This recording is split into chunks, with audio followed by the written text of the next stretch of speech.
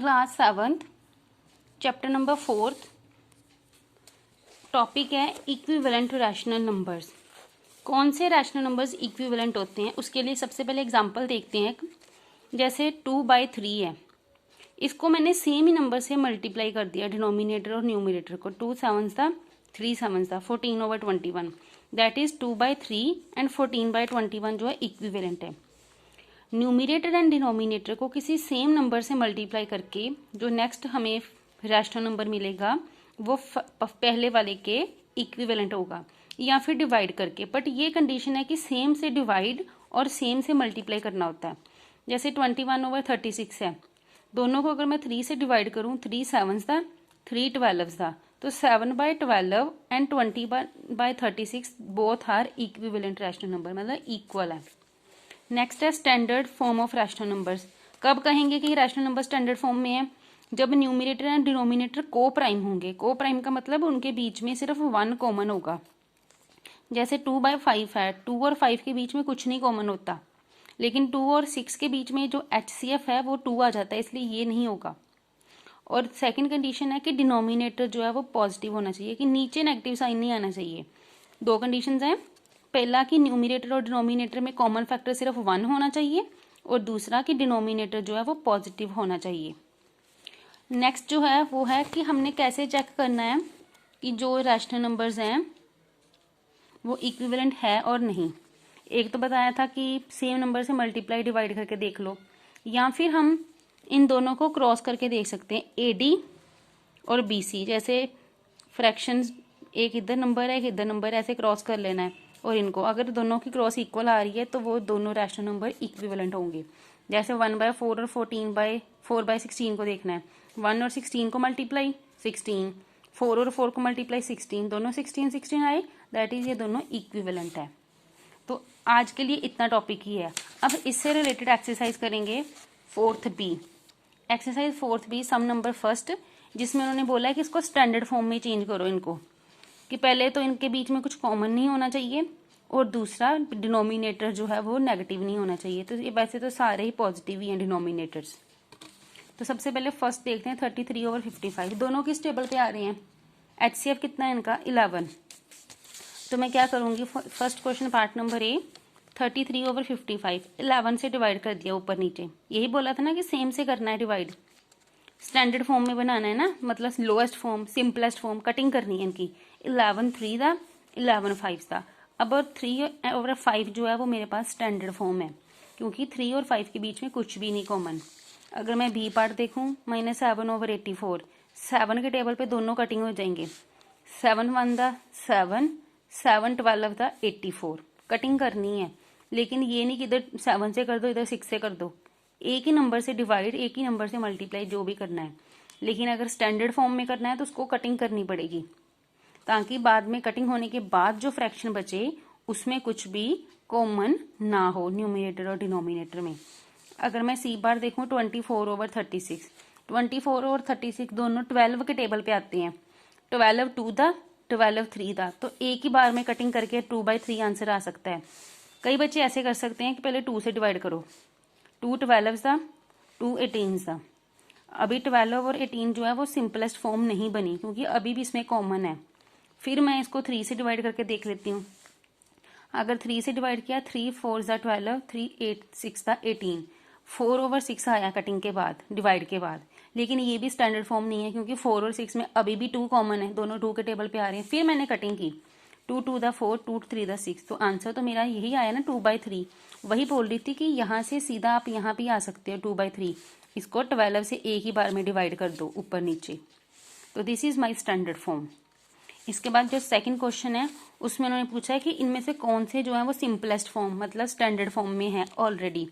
ये वाला A part 16 and 46 दोनों पक्का 2 के टेबल पे आएंगे, क्योंकि लास्ट दोनों के इवन नंबर है, तो ये नहीं होगा।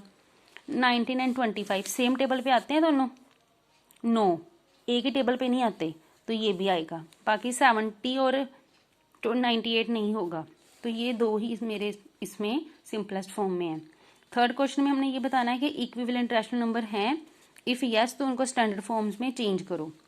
उसके लिए आप इनकी क्रॉस करके देखोगे ऐसे मल्टीप्लाई, 84 को 25 से मल्टीप्लाई करो, 21 को 100 से मल्टीप्लाई करो, दोनों इक्वल नहीं आएंगे। वैसे भी ये पॉजिटिव है, ये नेगेटिव है, तो इसका तो फर्स्ट का तो आंसर सिंपली नो आ जाएगा, नो।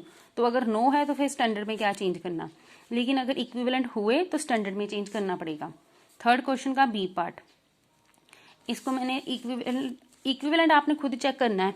72 और 65 को मल्टीप्लाई करना है, 180 और 26 को मल्टीप्लाई करना है, क्रॉस। अगर सेम आंसर आया तो इक्विवेलेंट होगा। अब इक्विवेलेंट है ये बी पार्ट जो है, ये आप चेक खुद करोगे, लेकिन उसके बाद इसकी स्टैंडर्ड फॉर्म कैसे करनी है वो मैं यहाँ पे बता रही हूँ। 72 ओवर 180 को मैंने डिवाइड किया 12 से, 12 6 था 72, 12 15 था 180, ऐसे डिवाइड कर लेना ना, 180 को 12 के साथ, 72 को 12 के साथ, 6 ओवर 15 बचा। फिर भी ये दोनों 3 के टेबल में आते हैं, सेम टेबल पे, 3 से फिर डिवाइड किया, 3 2 था, 3 5 था, ये आया आंसर 2/5। उसके बाद 26 ओवर 65, दोनों किस टेबल पे आते हैं, 26 और 65 एक ही टेबल पे आए, 13 2 था, 13 5 था, तो 2/5, दोनों सेम आ गए।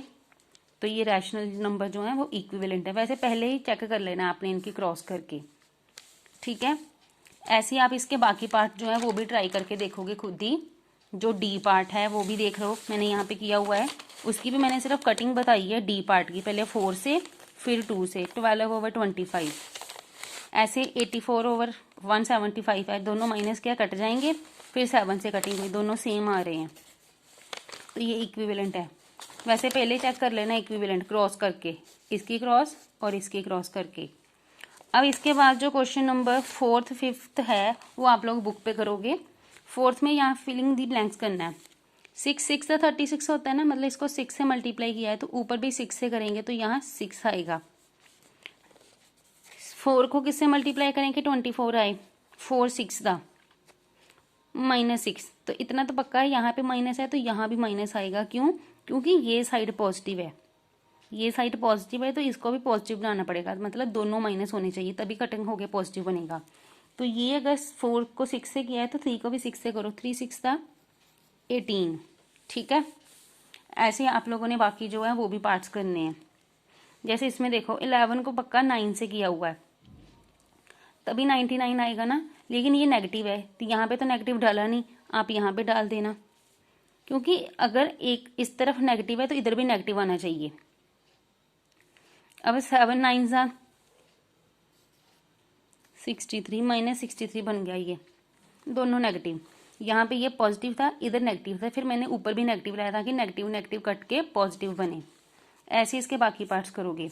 अब जो 5th पार्ट है उसमें ये देखना पड़ेगा कि 1 से 4 बना है, 1 4 ज़ा 5 4 ज़ा 20, यहाँ पे है माइनस तो आप यहाँ भी माइनस लगाओगे। -3 से 21 गया है, मतलब 7 से मल्टीप्लाई किया होगा, तो इसको भी 7 से करना पड़ेगा, 7 7 सा 49, और यहाँ पे नेगेटिव साइन लगा देना क्योंकि इधर नेगेटिव आ रहा है। अगर लेफ्ट नेगेटिव है तो राइट भी नेगेटिव बनाना पड़ेगा, अगर लेफ्ट पॉजिटिव है तो राइट के नेगेटिव को ख़त्म करना पड़ेगा। अगर मैं ई पार्ट देखूँ 8 से 2 पे आ रहा है, मतलब 8 को 4 से डिवाइड किया है, 4 2 दा 8 होता है, इसका मतलब 12 को भी 4 से डिवाइड करना पड़ेगा। कितना आएगा, 12 को 4 से डिवाइड करके 3, लेकिन माइनस का, क्योंकि ये पॉजिटिव है, दोनों पॉजिटिव बन जाएंगे कटिंग होने के बाद। 16 से 4 आया हुआ है, मतलब 16 4 से डिवाइड किया है, 4 4 दा 16, तो इसको भी 4 से डिवाइड करो, 4 1 दा 4, 4 2 दा 8, 12 आ जाएगा। तो आज के लिए आपका यही होमवर्क है, फर्स्ट 5 क्वेश्चन आपने कंप्लीट करने हैं।